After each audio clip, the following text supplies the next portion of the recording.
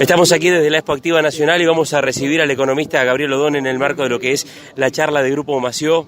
Gabriel, ya podríamos decir que una participación clásica en esta Expo Activa. ¿Qué tal? Buenos días. Buenos días, muchas gracias. Ese es el 10º año que vengo. 10º año. Gabriel, ¿cómo estás viendo el panorama en este momento para Uruguay en este contexto regional, internacional? En primer lugar, el tema de los commodities, porque estamos en un evento donde es un tema indudablemente muy particular y especial por las características. Bueno, en realidad la mirada que tenemos sobre los commodities es una mirada de cierta estabilidad de precios, sin grandes novedades. De un lado, la parte favorable es que el dólar no va a tener un aumento a nivel global.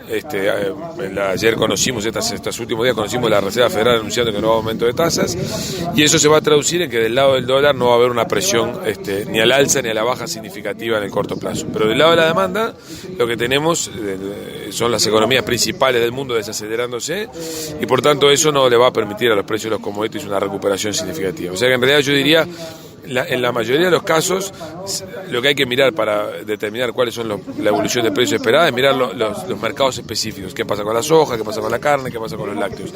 En el caso de los lácteos estamos viendo tanto en la soja como en la carne como en los lácteos, estamos viendo un rebote en los primeros meses del año 2019, producto que veníamos de caídas prolongadas en casi todos esos mercados.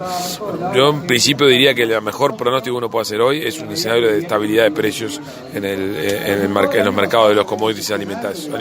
Gabriel, en Uruguay, con respecto al tema del dólar, hemos tenido en estos últimos días cierto movimiento. Este es un año, por otra parte, electoral. ¿Podríamos por ahí tener alguna corrección en el tipo de cambio, algún aumento por lo que es la cotización aquí en nuestro país? Bueno, en realidad lo que está ocurriendo en Uruguay es básicamente que tenemos una leve presión depreciatoria producto de la inestabilidad argentina, producto de que en Argentina la incertidumbre es muy alta, eso contagia al mercado uruguayo, y por otro lado que las autoridades, por lo menos en los últimos meses, se han estado mostrando no preocupadas porque el dólar se deslice un poco. Entonces la idea es que el dólar se va a deslizar de una manera moderada. Si el dólar se escapara mucho y no obedeciera a un fenómeno de fundamento, sino que obedeciera más a un fenómeno circunstancial derivado de una situación regional, es posible que el Banco Central intente evitarlo, pero por ahora no lo ha venido haciendo. Entonces es un año en el cual el dólar se va a mover moderadamente al alza, probablemente depreciándose un poquito más que la tasa de inflación. Con respecto, tú recién hablabas de la situación internacional del dólar. ¿Estamos hoy en Uruguay con un atraso cambiario importante con respecto a otras monedas con las cuales comerciamos? Sí, Uruguay tiene un desvío del orden del 25-30% en relación a lo que son sus precios en dólares respecto a lo que es el pasado. Esa es parte de la explicación de por qué el sector agropecuario y por qué muchos sectores exportadores enfrentan problemas de rentabilidad hace unos cuantos años, y esa es parte de la explicación por lo cual la inversión está en niveles bajos comparados históricamente. 2020, 1 de marzo, sería un año donde vamos a tener el cambio de gobierno. ¿Se debería de corregir esta situación? Bueno, de verse se debería corregir porque en realidad los precios en dólares no están en el nivel de equilibrio y la cuenta corriente de la balanza de pago está evidenciando un deterioro moderado, pero un deterioro al fin. Pero la pregunta es, ¿qué herramientas tienen las autoridades para poder hacer una corrección de esto? Rápido, es difícil que se procese, salvo que hubiera un evento externo que fortaleciera el dólar a nivel global y que eso obligara a las monedas a depreciarse frente al dólar. Difícilmente se vaya a hacer una corrección abrupta y significativa. Más bien lo que las autoridades del próximo gobierno deberían arbitrar es una corrección fiscal que va a requerir alguna reforma de medio y largo plazo, con algún ajuste fiscal más de corto plazo. Eso debería permitir recomponer la consistencia del manejo macroeconómico, y eso le debería habilitar a permitir una depreciación un poquito más acelerada del peso uruguayo. Ahora, eso se requiere todavía de conocer quién va a ganar, cuáles son las prioridades, dónde van a estar los énfasis, qué tipo de reformas. O sea, hay margen, pero no es un margen, no es algo sencillo. Claro, y con un déficit del más del 4%, ¿sería evitable o es inevitable a partir de marzo, a propósito de ese ajuste fiscal, aumentar impuestos?